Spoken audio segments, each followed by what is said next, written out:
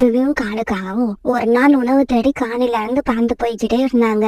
இப்படி ரொம்ப தூரம் பறந்து போனதுக்கு அப்புறம் 2 பேருமே ரொம்பவும் களைச்சு போயிட்டாங்க. அந்த சமயம் இருட்ட வேற ஆரம்பிச்சது.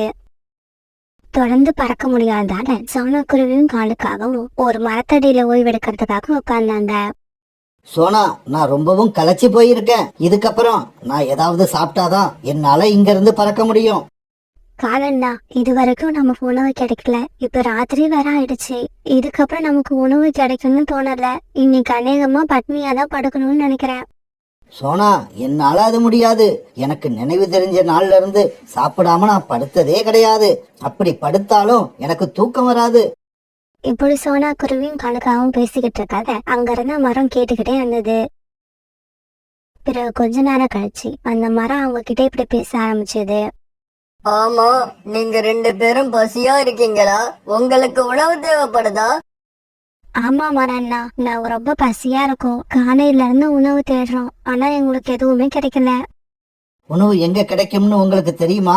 அப்படி தெரிஞ்சா சீக்கிரமா எங்களுக்கு சொல்லுங்க. இந்த பகுதியில உங்களுக்கு உணவு எங்கேயுமே கிடைக்காது. நான் நினைச்சா உங்களுக்கு உணவு கொடுக்க முடியும். ஏன்னா நான் ஒரு மந்திர மரம். உங்களுக்கு என்ன தேவைன்னு என்கிட்ட கேட்டு வாங்கிக்கிங்க. ஆனா உங்களோட ஒரு ஆசையை மட்டும்தான் என்னால நிறைவேற்ற முடியும். என்ன வேணும்னு யோசிச்சு சீக்கிரமா சொல்லுங்க. நான் கொடுக்க தயாரா இருக்கேன். எங்களுக்கு கொஞ்சம் டைம் கொடுங்க. என்ன கேக்குறதுன்னு கலந்து பேசி நாங்க ஒரு முடிவு எடுக்கணும். சோனா, கொஞ்சம் அந்த பக்கம் வா. உன்கிட்ட ஒரு விஷயம் கேட்கணும். இப்படி சொன்ன காலுக்காகவும் பிறகு சோனா குருவி அழைச்சுக்கிட்டு கொஞ்ச தூரம் தள்ளி போச்சு. சோனா, நீ அந்த மரத்துக்கிட்ட என்ன கேட்க போற? காலண்ணா, நான் எப்போதும் பழங்களை தரக்கூடிய ஒரு செடியை கேட்கலான்னு இருக்கேன். சோனா, நானும் அதையே தான் கேட்கலான்னு நினைச்சுக்கிட்டு இருந்தேன். நாம கேக்குற அந்த செடி நமக்கு பழங்களை கொடுக்க எவ்வளவு நாள் ஆகும்னு தெரியல. ஆனா நமக்கு இப்பவே உணவு தேவைப்படுது. உணவு சாப்பிடலன்னா நம்மளால இங்க இருந்து பறந்து போகவே முடியாது. ஆமா காலண்ணா, நீங்க சொல்றது சரிதான். இப்ப சாப்பிடறதுக்கும் நமக்கு ஏதாவது தேவைதான். இப்ப நாம என்ன பண்றது? இங்க பாரு சோனா, நீ அந்த மரத்துக்கிட்ட இப்ப சாப்பிட தேவையான பழங்களை கேளு. நான் எப்போதும் பழங்களை தரக்கூடிய ஒரு செடியை கேக்குறேன். உனக்கு கொடுக்கற பழங்களை நாம இப்ப சாப்பிட்டுட்டு வீட்டுக்கு கிளம்புவோம். அந்த மரம் கொடுக்கற செடியை வீட்டுக்கு எடுத்துக்கிட்டு போய் அங்க நட்டு வச்சு அது மரமாகி அதுல பழங்கள் பழுக்கும் போது அந்த பழங்களையும் நாம 2 பேரும் ஆளுக்கு பாதியா எடுத்துப்போம். காலண்ணா, நீங்க சொல்றதுதான் சரி. நாம இப்படி செஞ்சா நமக்கு இப்ப உள்ள பசியும் தீரும். எதிர்காலத்துல நமக்கு உணவுக்கும் பிரச்சனை இருக்காது. இப்படி பேசிக்கிட்டே இவங்க 2 பேரும் மறுபடியும் அந்த மரத்துக்கிட்ட வந்தாங்க. மரண்ணா, எனக்கு சாப்பிட நிறைய பழங்களை கொடுங்க. உடனே அந்த மந்திர மரம் நிறைய பழங்களை வர வச்சு சோனா குருவிக்கு கொடுத்தது. எனக்கு மாமரமா வளரக்கூடிய ஒரு செடியை கொடுங்க. அந்த செடி வளர்ந்ததுக்கு அப்புறம் எங்களுக்கு எப்பவும் அந்த மரம் மாம்பழங்களை கொடுத்துக்கிட்டே இருக்கணும். காலுக்காகவும் இப்படி சொன்ன உடனே அந்த மந்திர மரம் ஒரு சின்னதா ஒரு செடியை கொடுத்தது. காலண்ணா, வாங்க நம்ம சீக்கிரமா இந்த பழங்களை சாப்பிட்டுட்டு அந்த செடியை எடுத்துக்கிட்டு நம்ம காட்டுக்கு போவோம். இப்படி பேசிக்கிட்ட சோனா குருவியும் காலுக்காகவும் அந்த பழங்களை வயிறு முட்டை சாப்பிட்டாங்க. பிறகு அந்த மரம் கொடுத்த செடியை எடுத்துக்கிட்டு தங்களுடைய காட்டுக்கு பறந்து போனாங்க. இப்படி பறந்து போனவங்க தங்களுடைய காட்டுக்கு போய் சேர்ந்தப்ப மறுநாள் பொழுது விடிஞ்சிருச்சு. காலுஜி, ராத்திரி எல்லாம் எங்க போனீங்க? நீங்க உணவு எடுத்துக்கிட்டு வருவீங்கன்னு நான் எவ்வளவு நேரம் எதிர்பார்த்துக்கிட்டே வாசல்ல உட்கார்ந்துருந்தேன் தெரியுமா? கடைசியா பட்னியாவே படுத்து தூங்கிட்டேன். உணவு எடுத்துக்கிட்டு வரேன்னு போன நீங்க என்ன ஒரு செடியை எடுத்துக்கிட்டு வந்திருக்கீங்க? கோரி அக்கா, நாங்க சொல்றத கொஞ்சம் பொறுமையா கேளுங்க. இது சாதாரண செடி கிடையாது, மந்திர செடி. இந்த செடி மரமா வளர்ந்ததுக்கு அப்புறம் இந்த மரத்துல நமக்கு தேவையான மாம்பழங்கள் எப்பவும் கிடைச்சுக்கிட்டே இருக்கும்.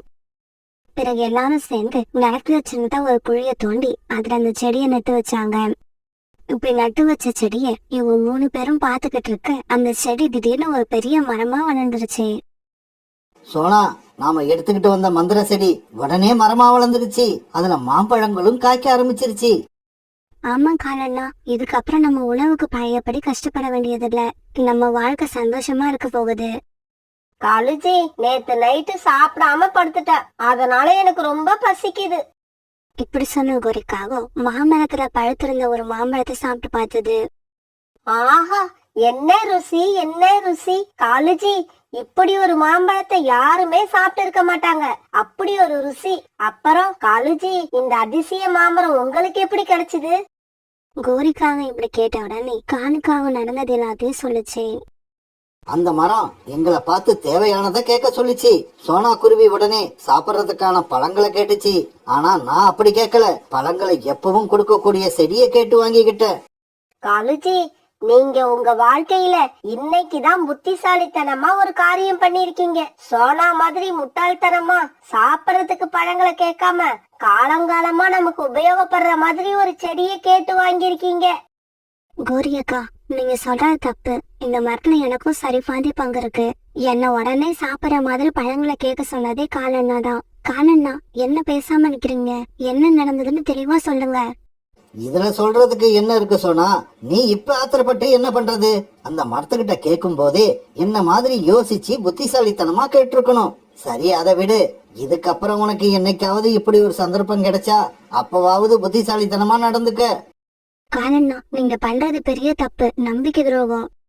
இங்க பாரு சோனா, அடுத்தவங்கள பார்த்து பொறாமப்படுறத முதல்ல நிறுத்து. காலுஜி, இதனாலதான் நான் உங்ககிட்ட எப்பவும் சொல்லுவேன், உணவு தேட தனியா போங்கன்னு. இந்த சோனா குருவி கூட சேர்ந்து போனதால இப்ப இந்த மரத்துல சோனா குருவியும் உரிமை கொண்டாடுது. கோரி, நீ ஏன் இந்த சோனா குருவி கூட தேவையில்லாம பேசிக்கிட்டு இருக்க? சோனா குருவிக்கு எந்த வேலையும் இல்ல. ஆனா நமக்கு நிறைய வேலை இருக்கு. ஆமா காலுஜி, இந்த மரத்துல உள்ள பழங்களை எல்லாம் பறிச்சு ஒரு கூடையில எடுத்துக்கிட்டு போய் இந்த காடு பூரா வியாபாரம் பண்ணணும். நிறைய பணம் சம்பாதிக்கணும், சந்தோஷமா வாழணும்.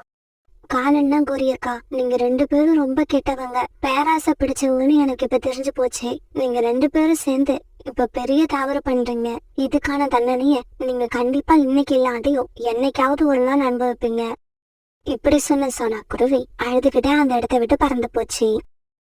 ஆனா காலுக்காகவும் கோரிக்காகவும் சோனா குருவியை பத்தி கவலைப்படாம ஒரு கூடையில மாம்பழங்களை எடுத்துட்டு போய் வியாபாரம் பண்ண ஆரம்பிச்சாங்க.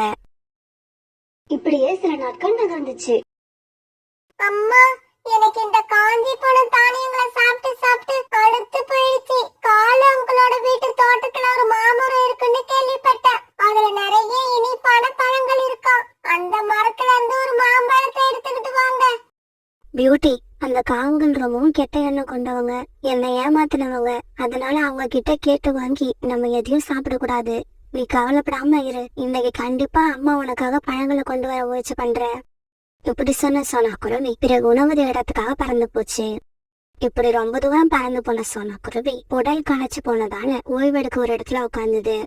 சோனா குருவி இப்படி ஓய்வெடுக்க உட்கார்ந்த இடத்துலதான் அந்த மந்திர மரமும் இருந்தது. குருவி, நீ எதுக்காக மறுபடியும் என்கிட்ட வந்த? உன்னோட ஒரு ஆசையை மட்டும்தான் என்னால நிறைவேற்ற முடியும்.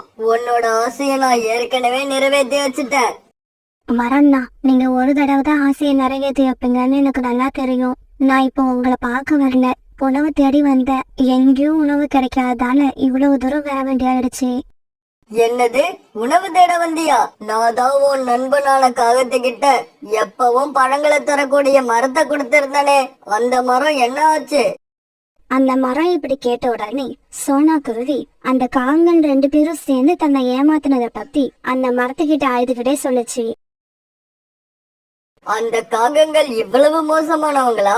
இருக்கட்டும் இருக்கட்டும், சமயம் வர்றப்ப அவங்கள கவனிச்சுக்கிறேன். இந்த செடியை நீ எடுத்துக்கிட்டு போய் உன்னோட வீட்டு வாசல்ல நட்டு வை. மரண்ணா, நீங்க எங்களோட ஒரு ஆசையை மட்டும்தான் பூர்த்தி பண்ணுவேன்னு சொன்னீங்க.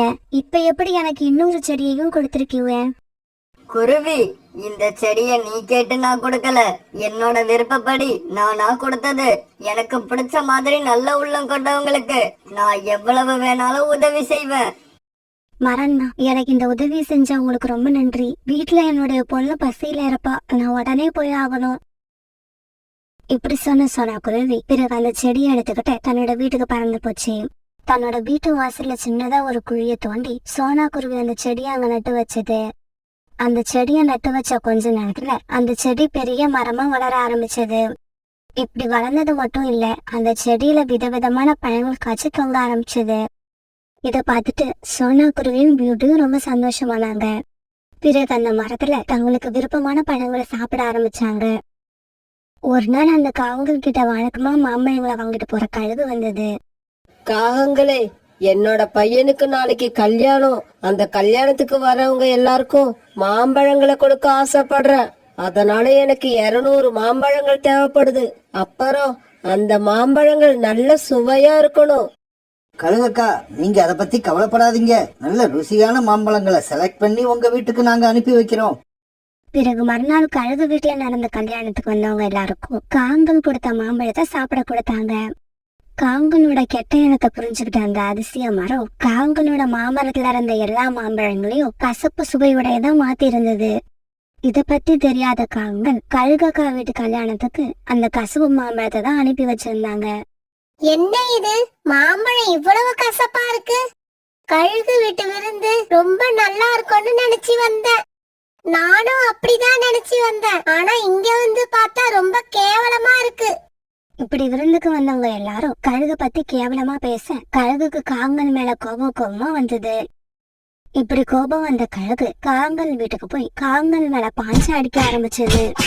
கழுகக்கா, கழுகக்கா, எங்களை எதுக்காக அடிக்கிறீங்க?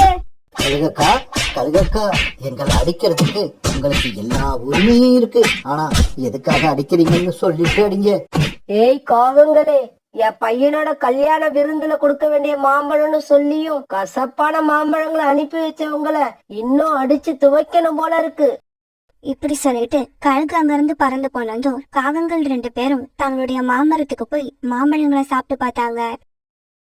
ஆமா, நம்ம மாம்பழங்கள் கசப்பா மாறிடுச்சு. இதுக்கு என்ன காரணம்னு தெரியல. அப்படியா கோரி? அப்படின்னா இது வரைக்கும் சந்தோஷமா போய்கிட்டு இருந்த நம்ம வாழ்க்கைக்கு சடன் பிரேக் போட்டது யாரா இருக்கும்? அது வேற யாரும் இல்ல காகங்களே, உங்களோட கெட்ட எண்ணம் தான் உங்களோட சந்தோஷத்துக்கு முற்றுப்புள்ளி வச்சது. நீங்க எனக்கு செஞ்ச துரோகம் தெரிஞ்சு போன அந்த அதிசய மரம் உங்க மரத்துல உள்ள மாம்பழங்களை எல்லாம் கசப்பு சுவை உள்ளதா மாறிடுச்சு. இதுக்கப்புறம் இந்த மாம்பழங்களை உங்களால பணத்துக்கு விற்க முடியாது. அது மட்டும் இல்ல, பசிக்கு நீங்க கூட ஒரு மாம்பழத்தை பறிச்சு சாப்பிட முடியாது. இப்படியே சில நாட்கள் நகர்ந்துச்சு. சோனா குருவி இப்பெல்லாம் தன்னோட மரத்துல இருந்த பழங்களை பறிச்சு பசியா இருந்த ஏழை பறவைங்களுக்கு இலவசமும் கொடுக்க ஆரம்பிச்சது. இதையெல்லாம் பார்த்துட்டு ஒரு மரத்து மேல பசியோடு உட்கார்ந்திருந்த காங்கல் 2 பேரும் அழ ஆரம்பிச்சாங்க. காலுஜி, எனக்கு ரொம்ப பசிக்குது. கோரி, நம்ம 2 பேருக்கும் பேராசை மட்டும் வரலன்னா பசிக்கிறப்பெல்லாம் பழங்களை சாப்பிட்டுக்கிட்டு இருப்போம், சந்தோஷமா வாழ்ந்திருப்போம். ஹலோ ஃப்ரெண்ட்ஸ், நமக்கு நல்ல நேரம் வரும்போது கூடவே பேராசையும் சேர்ந்தே வரும். நாம தொடர்ந்து சந்தோஷமா வாழ ஆசைப்பட்டா நம்ம மனசுல பேராசைக்கு இடம் கொடுக்காம மத்தவங்களுக்கு உதவி செஞ்சு வாழ ஆரம்பிக்கணும். காலுக்காகவும் பொறிக்காகவும் வெயிலோட கொடுமை தாங்காம நேர தேடி பறந்து போய்கிட்டு இருந்தாங்க. ஆனா காவங்களோட நேரமும் என்னமோ தெரியல, எந்த இடத்துலயுமே இவங்க எதிர்பார்த்த மாதிரி நேரம் இல்ல. இந்த சமயத்துல தன்னோட அப்பா கூட போய்கிட்டு இருந்த ஒரு பேபி மேகம் ஒண்ணு காத்து அதிகமா வீசினதால அப்பாவை விட்டு பிரிஞ்சு போயிடுச்சு. இப்படி தன்னோட அப்பாவை பிரிஞ்ச அந்த பேபி மேகம் அழுதுகிட்டே அப்பாவை தேட ஆரம்பிச்சது. கோரி, அங்க பாரு, ஒரு சின்ன மேகம் ஒண்ணு அழுதுகிட்டே வருது. வா, சீக்கிரமா போய் அதை பிடிச்சு என்ன விஷயம்னு விசாரிப்போம். இப்படி பேசிக்கிட்ட காவங்கள் 2 பேரும் பிறகு அந்த மேகத்தை பிடிச்சு நிப்பாட்டி இப்படி பேச ஆரம்பிச்சாங்க. ஆமா, நீ யாரு? எங்க போய்கிட்டு இருக்க? அங்கிள் ஜி, என்னை விட்டுடுங்க. நான் எங்க அப்பா கூட மிதந்து வந்துகிட்டு இருக்கிறப்ப திடீர்னு வேகமா வீசின காத்தால எங்க அப்பாவை தவற விட்டுட்டேன். இப்ப நான் அவரை தேடி தான் போயிட்டு இருக்கேன். அவரும் என்ன காணாம ரொம்ப கவலைப்படுவாரு. இங்க பாரு, வெயில் கொடுமை தாங்காம நாங்கெல்லாம் இவ்வளவு கஷ்டப்பட்டுக்கிட்டு இருக்கப்ப உனக்கு உங்க அப்பா கேக்குதா? உங்க அப்பா உன்னை தேடி இங்க வரட்டும். அவர்கிட்ட நான் பேச வேண்டியது நிறைய இருக்கு.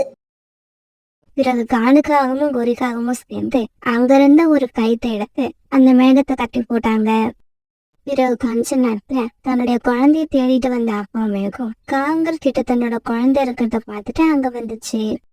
என்னோட குழந்தைய எதுக்காக கட்டி போட்டிருக்கீங்க? அவனை அவிர்த்து விடுங்க. நாங்க சுந்தரவன காட்டுக்கு போய் அங்க மழை பெஞ்சாகணும்.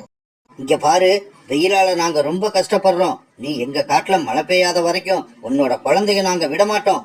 இங்க பாருங்க, உங்க காட்டுல இது கோடை காலம். மழை பெய்யற சூழ்நிலை வர்றப்பதான் நாங்க இங்க வந்து மழை பெய்ய முடியும். இங்க பாருங்க காலேஜி, இந்த மேகம் இப்படி எல்லாம் சொன்னா கேட்காது. நீங்க இந்த பேபி மேகத்தை தூக்கிக்கிட்டு நம்ம வீட்டுக்கு வாங்க. இப்படி சொல்லிட்டு கோரிக்காக முன்னாடி பறந்து போக காலுக்காக அந்த பேபி மேகத்தை தூக்கிக்கிட்டு பின்னாடியே பறந்து போச்சு. இத பார்த்த அந்த அப்பா மேகமும் காங்கல் பின்னாடியே மிதந்து போச்சு. இப்படி போன அந்த அப்பா மேகம் காவங்களோட பின்னாடியே போனதால காவங்களோட வீட்டுக்கு போய் சேர்ந்துருச்சு. என்னோட குழந்தைய அவிழ்த்து விடுங்க. நாங்க சுந்தரவன காட்டுக்கு போயாகணும். எங்களுக்கு நேரம் ஆகுது. மேகமே, நீ எங்க காட்டுல மழை பெய்யாத வரைக்கும் இந்த பேபி மேகத்தை நாங்க விடுதலை பண்ண மாட்டோம். நான் சொல்றத புரிஞ்சுக்கங்க. நான் மட்டும் உங்க காட்டுல மழை பெய்ய முடியாது. நிறைய மேகங்கள் சேர்ந்தாதான் உங்க காடு பூரா மழை பெய்ய முடியும். சரி, உன்னோட பேச்சுக்கே நாங்களும் வரோம். நீ இந்த காடு பூரா மழை பெய்ய வேண்டாம். அட்லீஸ்ட் எங்க வீட்டுக்கு மட்டுமாவது நீ மழை பெஞ்சே ஆகணும். தயவு செய்து என்ன மன்னிச்சிடுங்க. எங்களோட தலைவரான மேகராஜா என்ன சுந்தரவன காட்டுல தான் மழை பெய்ய சொல்லிருக்காரு. நான் அதை என்னோட இஷ்டத்துக்கு மாத்தி உங்க காட்டுல மழை பெய்ய முடியாது. உன்னோட பேபி மேகம் உனக்கு வேணும்னா நீ எங்க வீட்டுக்கு மட்டுமாவது மழை பெஞ்சே ஆகணும். இல்லன்னா நீ இங்க நிக்கிறது வேஸ்ட். இடத்த காலி பண்ணு. இவங்க இப்படி பேசிக்கிட்டு இருக்கும்போது ராத்திரி ஆயிடுச்சு. உடனே வேற வழியில்லாத அந்த அப்பா மேகம் காவல் வீட்டு மேல மட்டும் மழை பெய்ய ஆரம்பிச்சது. இப்படி மழை பெய்ய ஆரம்பிச்ச உடனே காணுக்காகவும் கோரிக்காகவும் ரொம்ப சந்தோஷம் பண்ணாங்க. காலுஜி, இப்ப நம்ம வீடு நல்லா குளுமையா இருக்குல்ல? ஆமா கோரி, இதே மாதிரி இந்த மேகத்தை வச்சு தினமும் ராத்திரி நம்ம வீட்டுல மழை பெய்ய வைக்கணும். அதனால நீ இந்த பேபி மேகத்தை தூக்கி அந்த மரப்பெட்டியில வச்சு மூடிடு. காலுக்காவும் இப்படி சொன்ன உடனே கோரிக்காவும் அந்த பேபி மேகத்தை தூக்கி ஒரு மரப்பெட்டியில வச்சு மூடிடுச்சு. காலுக்காவத்தோட வீடும் சோனாக்குருவியோட வீடும் பக்கத்துல இருந்தது. அன்னைக்கு ராத்திரி மழை பெய்யுற சத்தத்தை கேட்டதும் சோனாக்குருவி ஜன்னல் வழியா எட்டி பார்த்தது. காலுக்காவத்தோட வீட்டு மேல மழை பெஞ்சுக்கிட்டு இருக்கிறத பார்த்த சோனாக்குருவி அந்த காடு பூரா மழை பெய்யறதா நினைச்சிருச்சு. உப்பாடா, பரவாயில்ல, இப்ப மழை பெய்ய ஆரம்பிக்குது. இதுக்கப்புறமாவது நம்ம வெயில் கொடுமையில இருந்து கொஞ்சம் கொஞ்சமா தப்பிக்கலாம். இப்படி நினைச்ச சோனாக்குருவி இதுக்கு மறுபடியும் தன்னோட கூட்டுல படுத்து தூங்க ஆரம்பிச்சது. மறுநாள் பொழுது விடிஞ்சிச்சு. வீட்டை விட்டு வெளியில வந்து பார்த்த சோனாக்குருவி எல்லா இடமும் காஞ்சு போய் இருக்கிறத பார்த்துட்டு அதிர்ச்சி ஆயிடுச்சு. என்ன இது, நேத்து ராத்திரி மழை பெஞ்சதை நான் என் கண்ணால பார்த்தேன். ஆனா எங்கேயும் ஈரமே இல்ல. இது ரொம்ப ஆச்சரியமா இருக்கு. இப்படி சொன்ன சோனாக்குருவி அந்த சமயத்துல கோரிக்காவன் வீட்டை பார்த்துடுச்சு. கோரிக்காவத்தோட வீடும் வீட்டை சுத்தியும் ராத்திரி மழை பெஞ்சதால ஈரமா இருந்தது. இத பார்த்து ஆச்சரியமான சோனாக்குருவி உடனே காவலோட வீட்டுக்கு பறந்து போச்சு. காலண்ணா, ராத்திரி மழை பெஞ்சது உண்மையா இல்லையா? மழை பெஞ்சது உண்மைதான். ஏன் உங்க வீட்டுல மழை பெய்யலையா? இல்ல, எங்க வீட்டுல மழை பெய்யல. உங்க வீட்டுல மட்டும்தான் மழை பெஞ்சு நினைஞ்சிருக்கு. இது எப்படி நடந்துச்சுன்னு தான் எனக்கு புரியல. சோனா, இது எப்படி நடந்ததுன்னு எங்களுக்கும் தெரியல. அது எப்படி வேணாலும் இருந்துட்டு போகட்டும். எங்க வீட்டுல மழை பெஞ்சதால எங்களுக்கு சந்தோஷமா இருக்கு. உடனே சோனாக்குருவி சோகமா தன்னோட வீட்டுக்கு திரும்பி போயிடுச்சு. பிறகு கொஞ்ச நேரம் கழிச்சு அப்பா மேகம் தன்னோட பேபி மேகத்தை அழைச்சிட்டு போறதுக்காக காங்களோட வீட்டுக்கு மிதந்து வந்துச்சு. ஆனா காங்கள் அந்த பேபி மேகத்தை விடுதலை பண்ண மறந்துட்டாங்க. இங்க பாரு, நீ உன்னோட குழந்தைய உயிரோட பாக்கணும்னா தினம் தினம் இதே மாதிரி ராத்திரியில வந்து எங்க வீட்டு மேல மழை பெஞ்சாகணும். முடியாதுன்னு சொன்னீன்னா உன்னோட குழந்தைய நாங்க கொன்னுடுவோம். கோரிக்காக சொன்னதை கேட்டு அப்பா மேகம் ரொம்பவும் பயந்து போயிடுச்சு. கண்ணீர் விட்டு அழுதுச்சு. காகங்களே, தயவு செய்து என்னோட குழந்தைய ஒண்ணும் பண்ணிடாதீங்க. நான் தினமும் ராத்திரி உங்க வீட்டுக்கு வந்து நீங்க சொன்ன மாதிரியே மழை பெய்யறேன். இங்க பாரு மேகமே, நீ இப்படி நல்ல பிள்ளையா நாங்க சொன்னதை கேட்டனா உன்னோட குழந்தைய நாங்க ஒன்னும் பண்ண மாட்டோம். அப்புறம் ஒரு விஷயம், இந்த விஷயத்தை நீ யார்கிட்டயும் சொல்லக்கூடாது. அப்படி யார்கிட்டயாவது சொல்லணும்னு நினைச்சேன்னா உன் குழந்தையோட உயிருக்கு ஆபத்து வந்துடும். பிறகு சோகமான மனசோட அப்பா மேகம் அங்கிருந்து மறந்து போயிடுச்சு.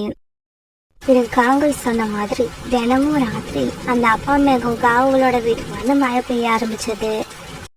இப்படியே சில நாட்கள் நகர்ந்துச்சு.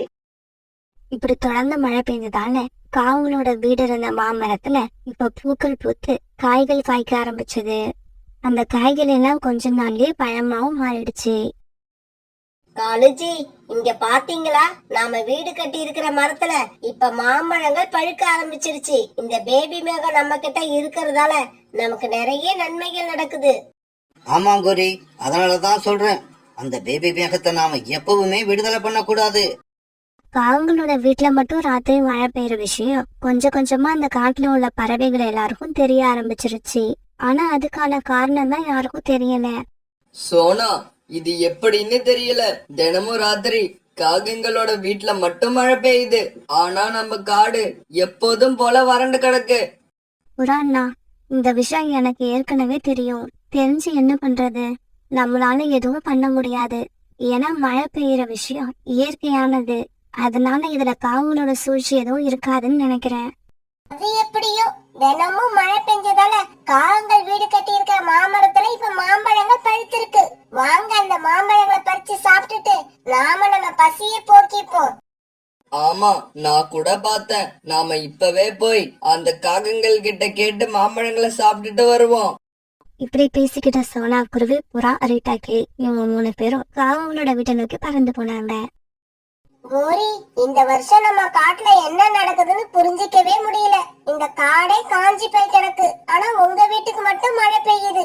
நம்ம காட்டுலயே இப்ப நீங்க வீடு கட்டி இருக்கிற மரத்துல மட்டும்தான் மாம்பழங்கள் பழுத்திருக்கு.